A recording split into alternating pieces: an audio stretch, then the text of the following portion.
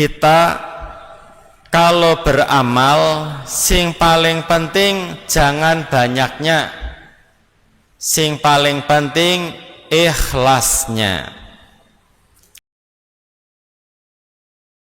Alhamdulillah wassalatu wassalamu ala Rasulillah.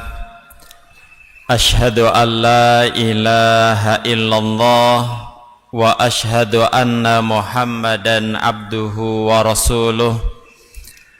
Ya ayyuhalladzina amanu taqullaha haqqa tuqatih wa la tamutunna illa wa antum muslimun. Allahumma arhamna bil Qur'an. Hadirin yang dimuliakan Allah, alhamdulillah selalu bersyukur kepada Allah Subhanahu wa ta'ala dalam keadaan apapun. Alhamdulillahilladzi bini'matihi tatimmus shalihat. Bahkan dalam keadaan sakit pun kita mengucapkan alhamdulillah ala kulli hal. Dengan bersyukur, insyaallah Allah akan menambah rizkinya kepada kita semua.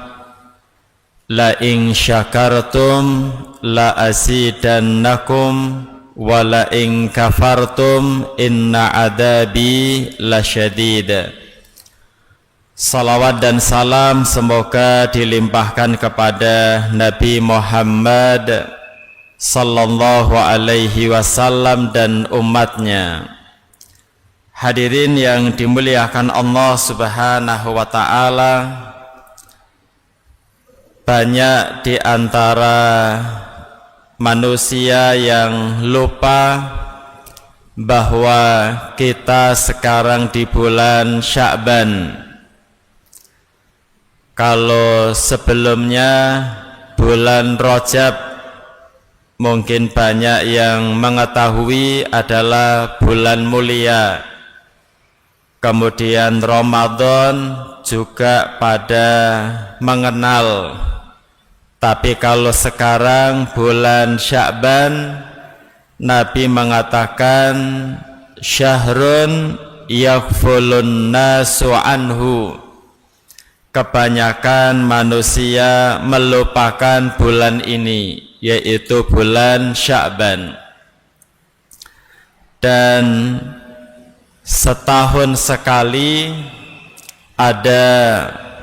setahun ada 12 bulan, maka ada satu bulan yang amal kita diangkat untuk dilaporkan kepada Allah.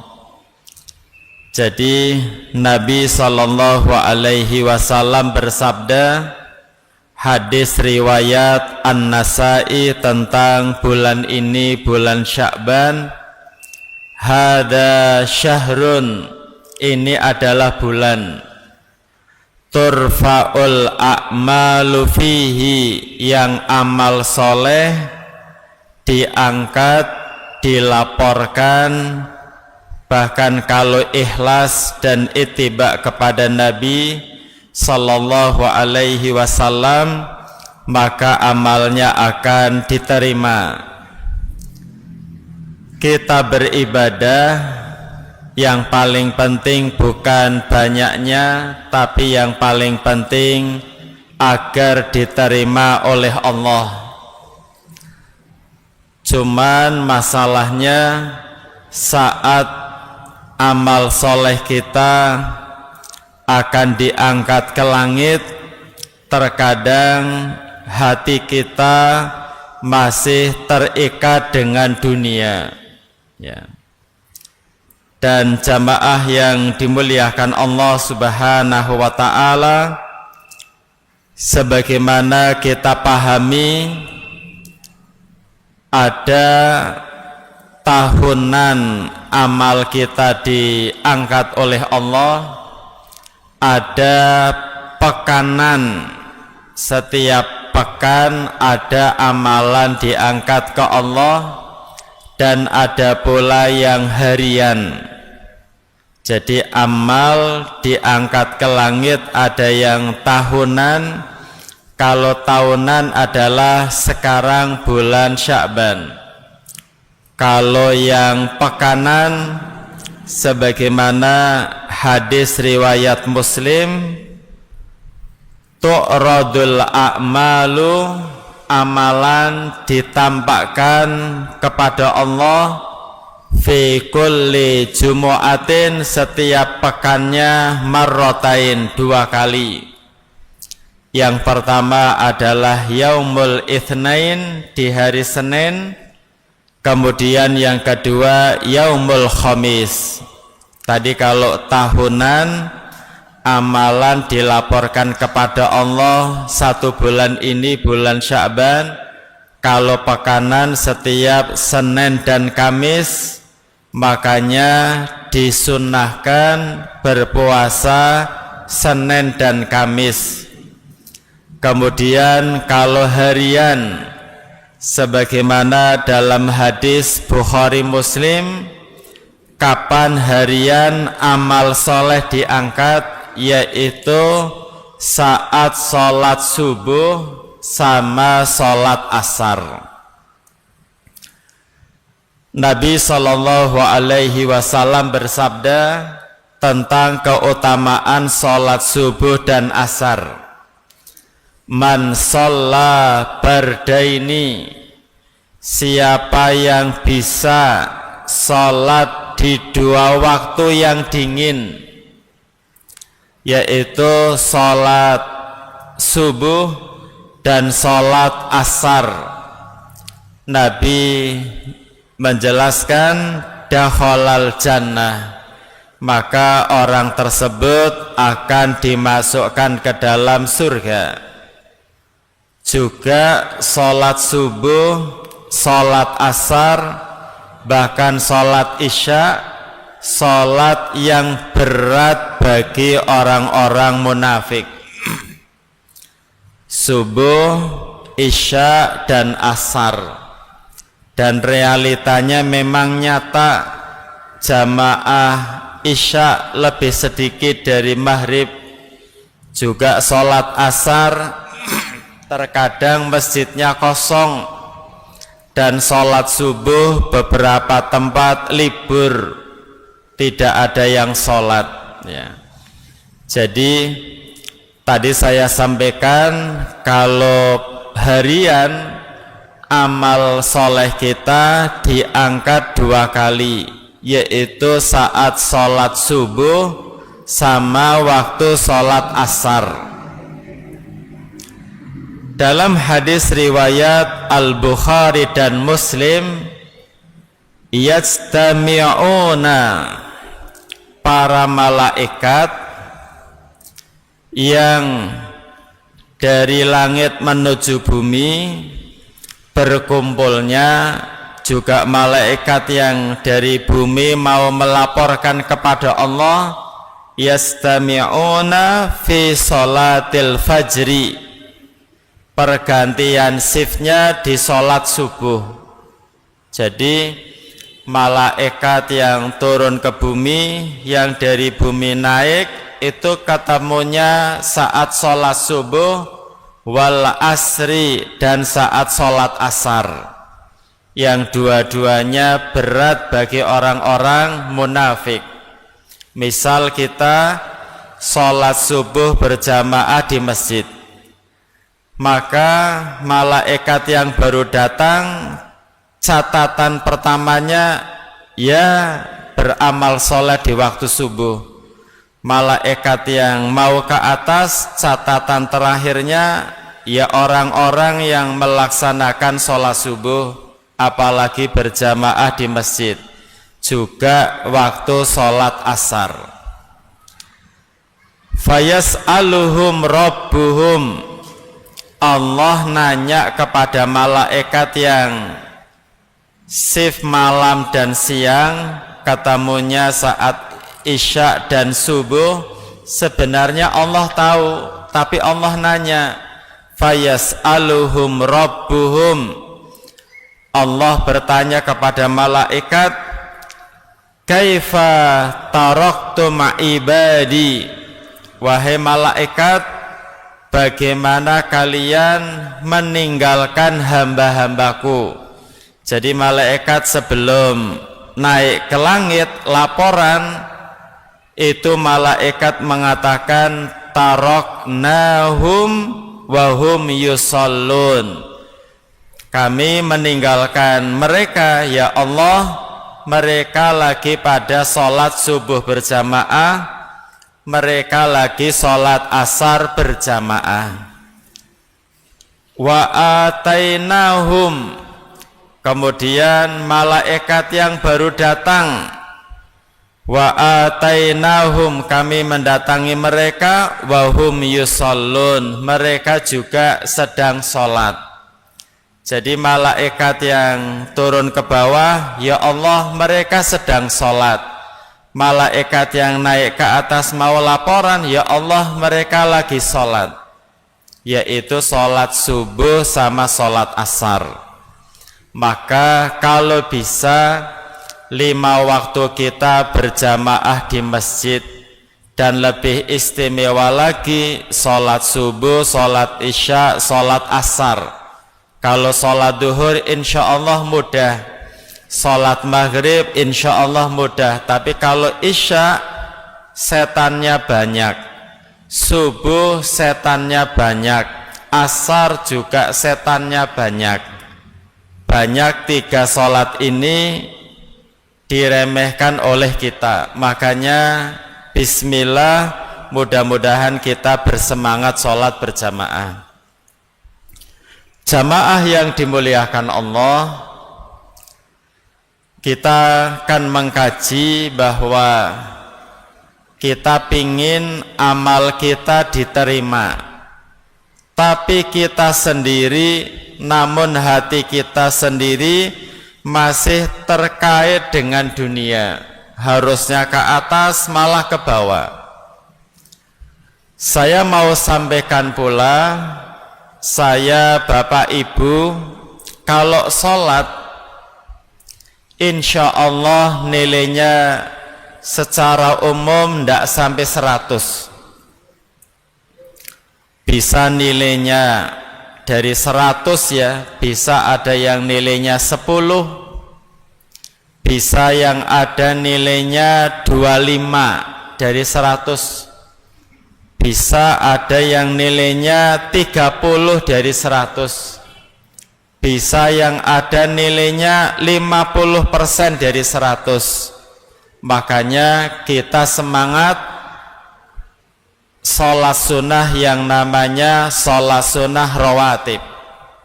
Kita ba'diyah maghrib, ba'diyah isya, qobliyah subuh, qobliyah duhur, dan ba'diyah asar kita laksanakan biar sholatnya nilainya semakin baik.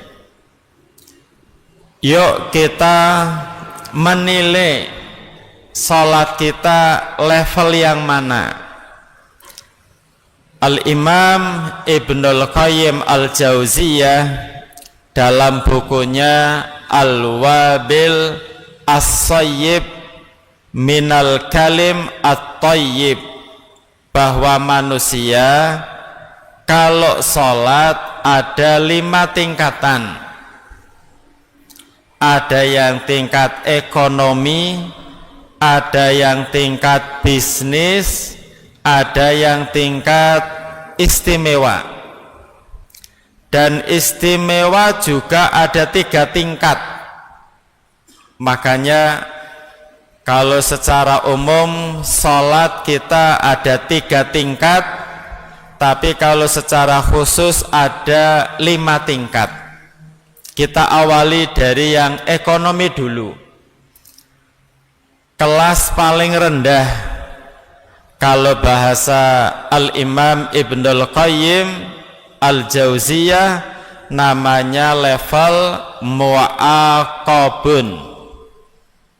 Aqaba yu'aqibu mu'aqabah. Mu'aqabun itu artinya orang sholat tapi malah berdosa. Saya ulangi nih, level paling jelek sholat itu namanya level mu'aqabun. Dia sholat tapi dapat dosa. Mungkin setan akan menggoda, apa ndak usah sholat sekalian, ya masuknya kafir. Al-farqu bainar rajuli wal kafiri tarkus sholah. Perbedaan ini seorang muslim, ini non muslim atau orang kafir letaknya di sholat. Tarkus sholah, kalau ninggalin sholat namanya non muslim. Kalau ndak mau sholat namanya kafir. Meskipun kita tidak boleh melabelkan orang KTP-nya Islam tapi ndak pernah sholat, kita ndak boleh mengatakan hai orang kafir, ndak boleh. Tapi secara hukum kafir yang mengatakan Nabi Muhammad sallallahu alaihi wasallam. Ada keluarga sholatnya 5 waktu muslim, ada keluarga sholatnya bolong-bolong bahkan nggak sholat kafir. Supaya kita takut ninggalin sholat. Tapi kalau dia nggak sholat tetap nggak boleh dibilang hai orang kafir. Siapa yang sholatnya malah dosa, yaitu indikatornya dia sholat tapi wudunya salah. Contoh wudunya salah, membasuh wajah, ternyata sini masih kering, sini masih kering, atau sini masih kering, atau sini belum basah, termasuk rukun wudhu. Rukun itu kalau ada jadi sah, kalau ndak ada ndak sah.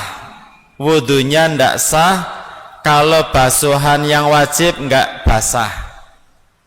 Contoh wudhunya yang salah, membasuh tangan tapi nggak sampai sikut, hanya sampai sini saja karena buru-buru, yang kiri juga sampai sini, padahal membasuh tangan sampai sikut rukun, harus. Contoh lagi misalnya membasuh kaki, mata kakinya masih kering, kemudian tumitnya masih kering, itu berarti meninggalkan rukun. Itu dia sholatnya tidak sah. Bahkan kalau begitu terus meremehkan wudhu. Juga orang yang sholatnya level paling jelek, yaitu malah berdosa, yaitu yang sholatnya salah. Sholatnya salah. Gimana orang yang sholatnya salah? Contoh, sholatnya ngebut. Kalau tidak salah di YouTube itu ada 23 rakaat berapa menit jamaah? 7 menit, patas AC. Di zaman Nabi ada yang sholatnya terburu-buru. Setelah dia salam, Nabi mengatakan sholli, sholat lagi. Fa innaka lam tusolli, Anda belum sholat. Sholat lagi, ngebut lagi, salam. Nabi mengatakan yang kedua kali, sholli, ayo sholat lagi. Fa innaka lam tusolli, Anda belum sholat. Sampai 3 kali, bahkan sampai 4 kali. Apa ada orang yang sholat tapi dosa? Ada yang sholatnya lale, suka nunda sholat. Hati-hati, yang nunda sholat bisa jadi rezekinya tertunda. Wong kita karyawan di toko misalnya, kerjanya jelek, ya bosnya marah. Lah kita budaknya Allah, dikasih rizki, dikasih kehidupan, disuruh sholat maghrib jamnya segini, inna sholata kanat alal mu'minina kitabam mauquta. Sholat fardu itu hukumnya wajib yang waktunya sudah ditentukan. Bahkan misalnya maghrib jam 6 lebih 10 menit misalnya, jam 6 lebih 5 menit belum waktunya sholat nggak diterima on time, baik maju lebih awal belum waktunya, atau sholat maghrib di waktu isya, atau bahkan ninggalin sholat. Jadi hati-hati dengan yang namanya sholat. Kalau sholatnya level yang bawah mu'aqabun, kayaknya kita ndak itu levelnya insya Allah. Yang lebih naik lagi level bisnis, yang Ibnul Qayyim menggunakan bahasa muhasabun, dari kata hasaba yuhasabu, hisab, lumayan diperhitungkan, ya lumayanlah lebih bagus dari ekonomi. Yang gimana ini? Sing sholatnya gimana ini? Yang sholatnya level yang level 2, yaitu sebenarnya wudunya sudah benar, sholatnya sudah baik, cuman masalahnya adalah wajahnya menghadap kiblat tapi pikirannya ke timur, wajahnya di dalam masjid tapi pikirannya jalan-jalan. Itu namanya level muhasabun. Mending lumayan meskipun pikirannya jalan-jalan tapi wudunya benar, bacaan sholatnya benar, gerakan sholatnya benar, lumayan. Jamaah merasakan itu enggak? Kalau merasakan berarti jenengan kita semua level bisnis sholatnya, level lumayan ya. Dari takbir sampai salam pikirannya kunci motor, pikirannya makan malam, pikirannya jogging besok di mana, pikirannya dan macam-macam. Ada yang lebih tinggi lagi, level istimewa. Tapi istimewa juga dibagi 3 level. Istimewa biasa, istimewa menengah, istimewa level tinggi. Istimewa biasa gimana? Istimewa biasa masuk kata Ibnul Qayyim disebut dengan mukaffarun anhu. Mukaffarun anhu artinya kaffara yukaffiru. Mukaffar itu artinya dia sholat, dosa-dosanya diampuni Allah. Gimana ini yang sholat dosanya diampuni Allah? Yaitu dari level 2, dia sholat ada pikiran tapi pikirannya dilawan. Kalau level 2 punya pikiran, kita tidak bisa ngelawan. Jadi sholat terbawa pikiran di luar sholat. Tapi kalau level 3 ada pikiran jalan-jalan tapi dilawan. Gimana cara melawannya? Berjihad melawan pikiran-pikiran di luar sholat. Allahu Akbar. Nanti malam makan pakai apa? Terus merenungi bacaan, akhirnya lebih fokus dengan bacaan daripada pikiran. Lagi atahiyat, mau atahiyat pikiran, besok jalan-jalan kemana? At-tahiyyatu lillah was-salawatu wat-thayyibat, mentadaburi bacaan tahiyat, akhirnya fokus lagi. Itu namanya orang istimewa yang biasa. Istimewa tapi biasa. Kemudian istimewa yang menengah. Istimewa yang menengah dengan bahasa namanya muthabun. Muthabun itu artinya dia sholat, ya dosanya diampuni, ya mendapat pahala. Makanya tadi saya sampaikan hadis di awal, man shalla bardaini dakhalal jannah. Siapa yang sholat di waktu dingin, 2 waktu dingin, masuk surga, dapat pahala.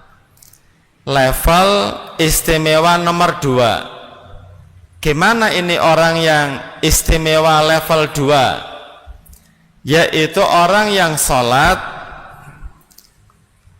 dari awal sampai salam ndak kepikiran di luar masjid. Yang dipikirkan Allah, yang dipikirkan bacaan gerakan sholat, yang dipikirkan surga neraka, yang ditadaburi bacaan sholat, bacaan Al-Quran, sehingga nggak sempat pikirannya jalan-jalan. Ya mungkin mentok sekali 2 kali, tapi lebih dominan fokus sholatnya. Bisa nggak jamaah? Insya Allah. Nah, level yang paling tinggi, eksekutif istimewa paling tinggi, namanya muqarrabun mir rabbih, yang artinya orang dekat dengan Allah. Gimana gambarannya orang yang sholatnya dekat dengan Allah? Yaitu, saya mau ngasih ilustrasi. Ada orang senang makan durian, harganya mahal, lagi pengen makan durian, hobinya makan durian, ada yang ngasih, perutnya lagi pengen makan durian. Saat makan durian rasanya gimana jamaah? Nikmat. Apalagi contohnya ya, jenengan habis puasa, adzan maghrib, minum teh anget, mendoan, nasi putih, rasanya enak. Contoh lain, jenengan main HP, lagi lihat YouTube gimana cara masak apa, atau YouTube gimana memperbaiki mobil, Anda suka dalam bidang itu sambil menikmati, sambil lupa kanan kiri. Mohon maaf, ada orang sukanya nonton bola, asal nggak ganggu waktu sholat ya, itu kalau lagi suka itu sambil lupa kanan kirinya. Nah, sholat yang istimewa paling tinggi, nikmatnya melebihi itu. Nabi SAW pergi sama para sahabat. Dulu ndak ada rest area, padang pasir. Nabi bilang sama Bilal, ya Bilal, arihnas sholah, wahai Bilal, yuk biar enak, biar nyaman, yuk sholat. Jadi sholat itu rasanya enak, melebihi enaknya jalan-jalan ke pantai. Sholat itu nyaman, melebihi nyaman naik mobil pakai AC. Jadi jamaah yang dimuliakan Allah, sekarang bulan Sya'ban, bulan amal kita diangkat. Yuk kita perbaiki sholat. Dan Allah tidak menilai seseorang dari fisiknya, dari pecinya, dari sarungnya, dari celananya, ndak. Bacaan sholat harusnya lebih tinggi lagi. Allah ndak menilai bacaan sholat sudah biasa. Allah nggak menilai gerakan sholat itu udah biasa. Allah nggak menilai dari orang rajin ke masjidnya itu biasa.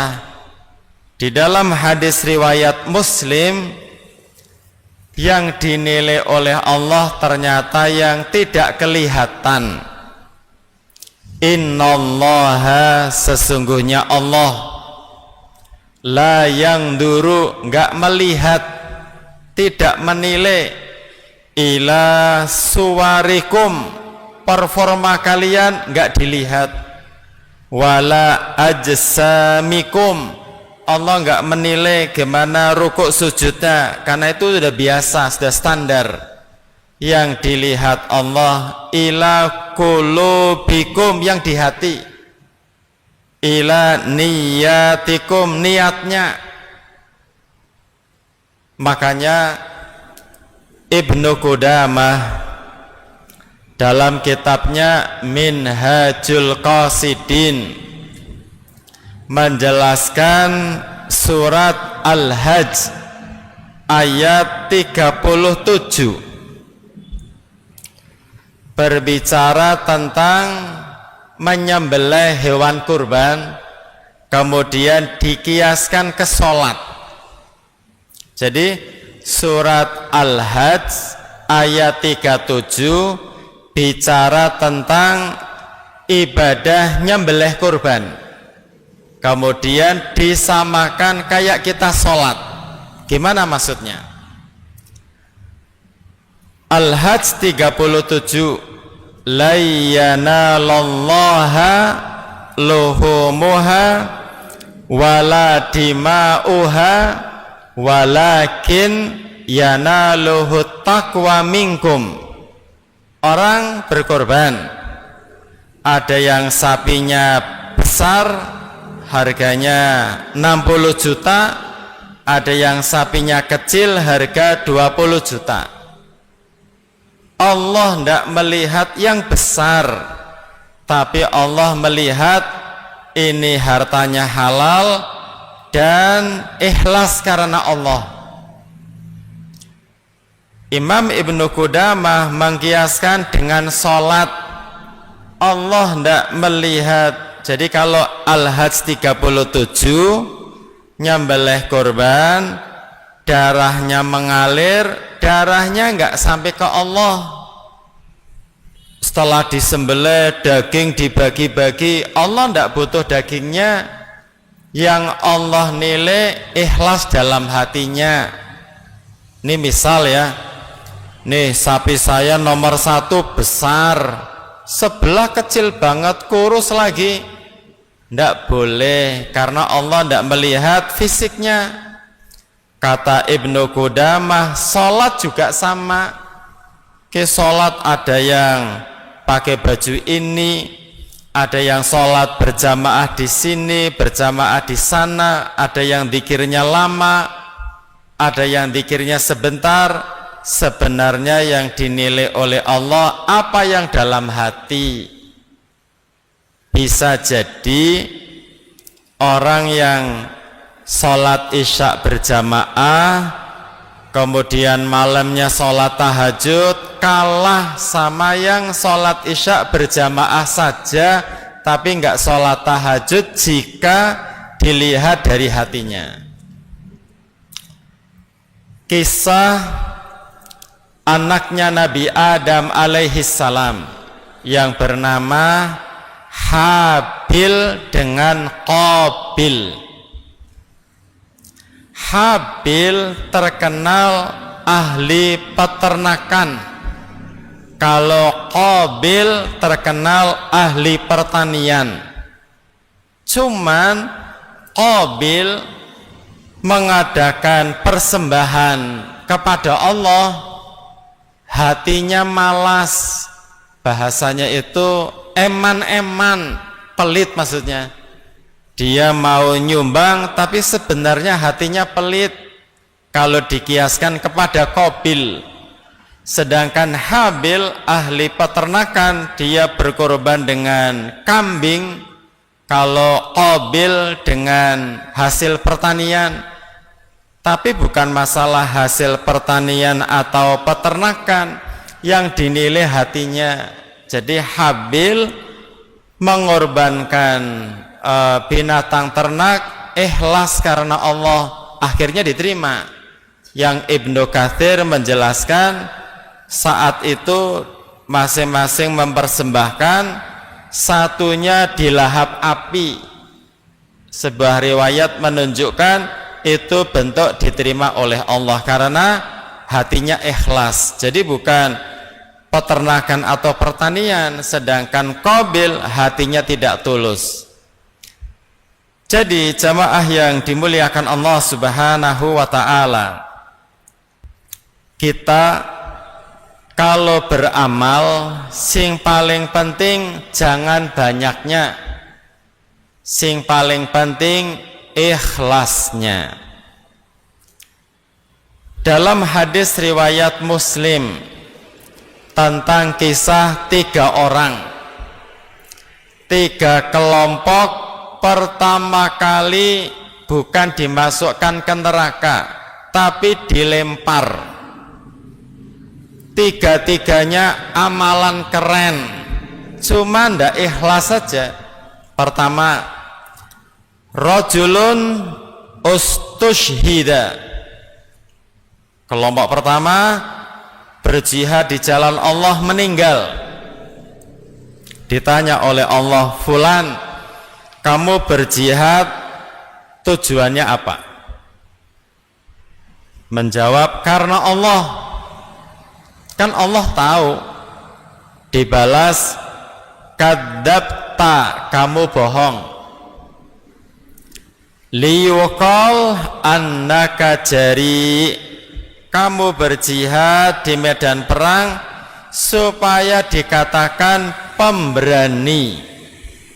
Padahal jihad itu amalan yang sangat berat dan keren. Amalan nggak sembarangan besar, karena harus menjual hartanya, menjual jiwanya dengan kematian. Tapi besar-besar ini kosong kalau hatinya bukan karena Allah. Fasuhiba ala wajhihi, orang ini diseret, kepalanya di bawah, kakinya di atas. Faulqiya finnar, kemudian dilempar ke neraka. Yang kedua, rajulun ta'allamal ilma wa 'allamahu wa qara'al Qur'an. Orang yang kedua belajar agama, ngajarin, itu kayak ustadz ya, baca Qur'annya banyak, hafalannya banyak, suaranya bagus. Ketika meninggal, kamu ngaji tujuannya apa? Ya karena Allah. Kadzabta, Anda bohong. Liyuqal annaka alim au qari, kamu kan supaya dibilang ya ilmunya banyak, ahli qiraah, suaranya bagus. Anda senang ya dibilang hafalannya banyak, suaranya bagus, ilmunya banyak, bisa ngajar. Kata Nabi SAW, dilempar ke neraka. Begitu pula yang bersedekah. Jadi jamaah yang dimuliakan Allah, bulan Sya'ban amal diangkat ke langit, jangan sampai amalannya malah ditarik ke bumi. Allah pingin narik ke atas, kita malah narik ke bumi. Yang dimaksud adalah idealnya kita ikhlas beramal di bulan Sya'ban karena lagi musim dilaporkan kepada Allah. Tapi gara-gara tidak ikhlas masih berada di bumi. Mudah-mudahan di bulan Sya'ban ini juga persiapan Ramadan, jaga amal, jaga keikhlasan. Mudah-mudahan Allah memberi kita hidayah, memberi kita kemudahan dan panjang umur bisa bertemu dengan bulan suci Ramadan. Allahumma ballighna Ramadan. Demikian yang saya sampaikan, minta maaf kalau ada hal yang kurang berkenan. Kita akhiri dengan hamdalah dan kafaratul majlis. Alhamdulillahirabbil alamin. Subhanakallahumma bihamdik, asyhadu an la ilaha illa anta, astaghfiruka wa atubu ilaik. Assalamualaikum warahmatullahi wabarakatuh.